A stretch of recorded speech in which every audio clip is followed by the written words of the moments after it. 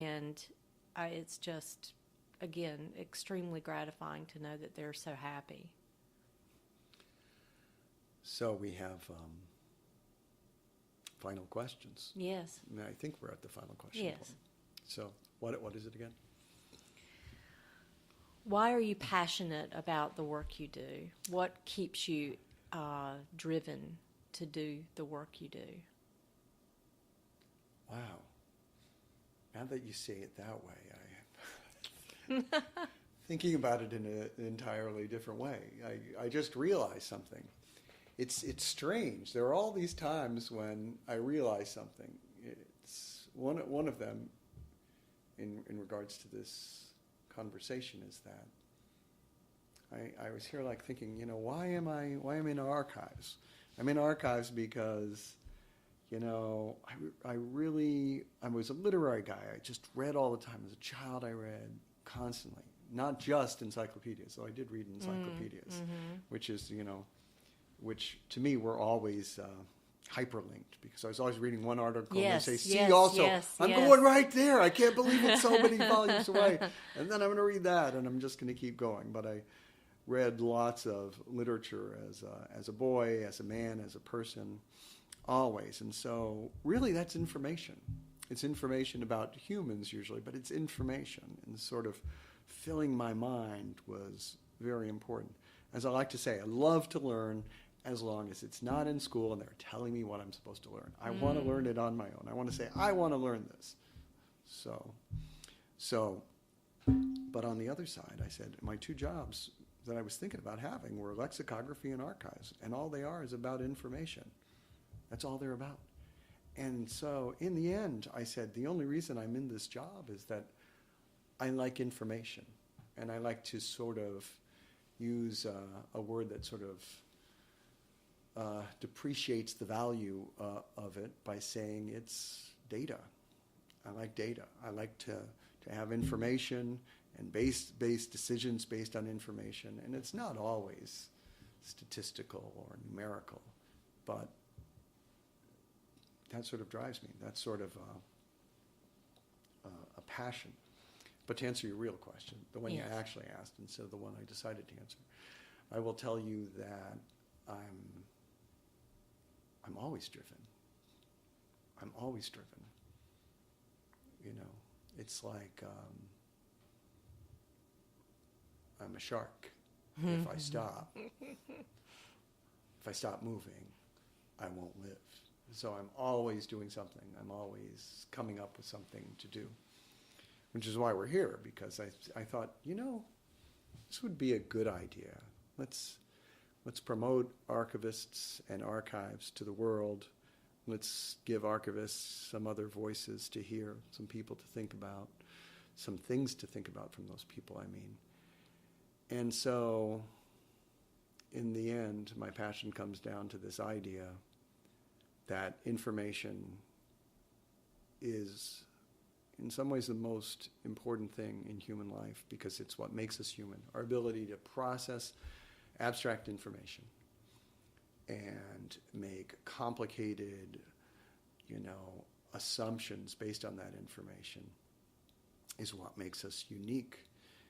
And our ability to store it is what makes it unique. And so if we have all this stuff that's unique to humans, we need to use it for humans. We need to use it to help the world be better, even if it just means making somebody happy. Meaning sometimes somebody's trying to find a connection to a family member, and then you're trying to help them do that through records. That seems like it's a small thing, but to that single striving human being, that could be the most important thing that's going to happen to them that year or in their lives. And there are all these ways in which information, archival information, and that we don't have to keep for that long is so important. But the archival is more important. That's why we hold on to it longer. It has resonance over the years. And we want to make sure that we don't lose the value of the warmth that sort of emanates out of the records, out of the use of those records. The warmth from people moving really fast. Yes. doing lots of work. Agreed. And so, as I like to say, archivists need to have passion statements. That was my imprecise and rambling one. So anyhow, now you can give your imprecise and rambling passion statement. Well, I've actually come up with something pretty concise. Oh wow! You Jeez, ready? You always do it. You're the one who got our mission and all of the stuff for this podcast, and now you have something else concise and pithy and great. I'm ready. 2 words. Yeah. To inspire. To inspire. Yes, that's the reason that the unit exists that I manage. Right. It's to take a fresh idea and somehow affect it with historical reference and create something new. And it's that creation process that we inspire. Right, but literally. So literally, so you can talk about users who have done this. Yes. Users that people at least understand the work that they've done. So what are some of those, or a couple of those? Well, probably the most celebrated example is Catherine Martin's team came to investigate 1920s fashion for her costume design for The Great Gatsby, the film, the more recent version of the film, with Carey Mulligan and Leonardo DiCaprio. Yeah, most recent. Yes. They keep doing it over and over again. True. There'll never be a classic version of The Great Gatsby besides the book, ladies and gentlemen. But she won an Oscar for her costume design, so that's quite a lovely idea to think that we had some part in that effort. Great. I mean, I wasn't thinking about it at the time, but great costume design. Absolutely. I mean, just really, really gorgeous. I remember thinking about the clothing, even when I saw the Robert Redford version. Yes. But in this one, it was even more startling to me. Yeah. So I think it was like a separate character in a way. It told a tale of the times that the characters were experiencing. But we've got many examples. I can't really go into too much detail, but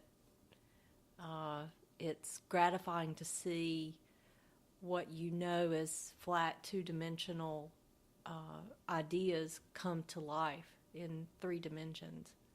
It's really, really like nothing else I've experienced professionally.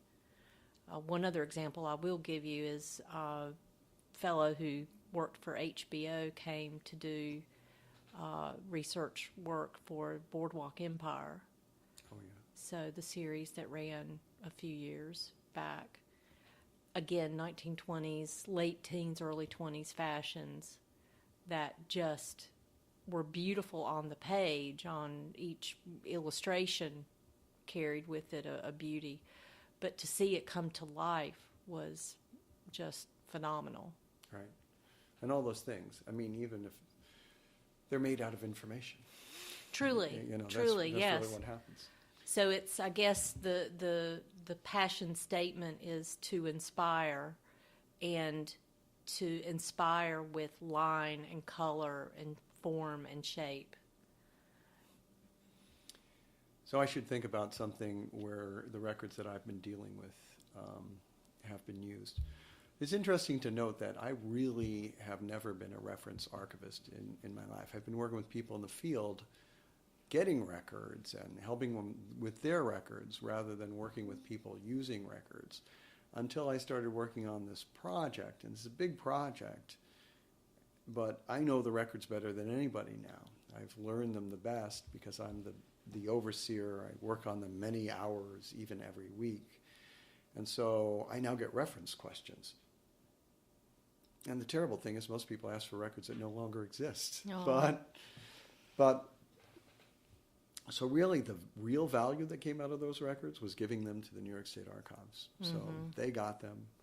They did publicity at their end. They made sure that people and in the historian world knew about these records, that the local people of the Capital District of New York knew about this, and they got use right away. Right away. They got use right away because they were given records that were ready to be used. We had organized them if they were disorganized. We gave them descriptions. You could find what box something was in if you knew what you were looking for. And so they have really rewritten the world. Not the world. The world after the Revolutionary War. The treatment of loyalists after the Revolutionary War. Because they can show that there was really summary judgments being made all the time without any real care to just take away the land of loyalists, or I presume, it may be possible, those who were just assumed to be loyalists. Right. And with virtually no real judicial, effort, kind of in contradiction to, or let's say specifically and dramatically in contradiction to, this young nation's stated goal of trying to, really ensure justice and freedom and, even happiness. And so this is part of what records show. And these records show a lot of things. As I like to say, they show a lot from their absence. The absence of women is pretty shocking, which wouldn't have been the same, even though I've never used them or looked at them. But I assume it's the case for the earlier records of the Dutch courts, where women were full citizens, where they weren't in English culture. Oh, wow. It's the records that demonstrate that even free blacks never had a last name. So at least in the earlier records. And so they show you something about the time. They show you real human things. People fighting each other for money. They're mostly civil records. Yeah. Fighting people for money, but also just sort of shocking criminal things. Even abortion back then was, you might give birth and then let the baby die, just as it is now in places where they don't have such rights. And so this there's a sort of sadness, you see, because humanity doesn't seem to progress into some angelic state. They merely move along as they always have been. Well, and that's what records are meant to do, that are of a historical value. They basically preserve for us the human experience as it was at the time. And you get to relive it through the documented evidence. Yeah, but I really feel it because of all the records that I've read. Yeah. And I'm not even stopping that much, but it just sometimes affects me. It's going to be one of the talks that I do next year if I'm lucky enough to be able to give this talk. So, ladies and gentlemen, we are nearing the hour mark, and so I think it's time to tell you a couple of things. My name is Geof Huth. I'm Chief Records Officer and Chief Law Librarian of the New York State Unified Court System, and this is Karen Trivette, Associate Professor and Head of Special Collections and College Archives for the Fashion Institute of Technology. Yes, and we are an archivist's tale, or we're telling our own tales. And next time, we'll have somebody else's tale. We're not sure who yet, but we have someone in mind. It's just we may have someone who starts sooner. And the one thing we should tell you is that if you need to reach us, you can reach us at archiviststale, one word, no apostrophe, @gmail.com. Send us comments, send us ideas, send us people to talk to. Including yourself. Including yourself. We're not exactly sure how we're going to interview people if they're not with us, but we do sometimes travel the country. Maybe I should give this to Karen so she can interview somebody when she's in Chicago starting tomorrow with a bunch of archivists. And so this is episode 1. What else should we say? It's been a great afternoon. Thank you. Thank you very much.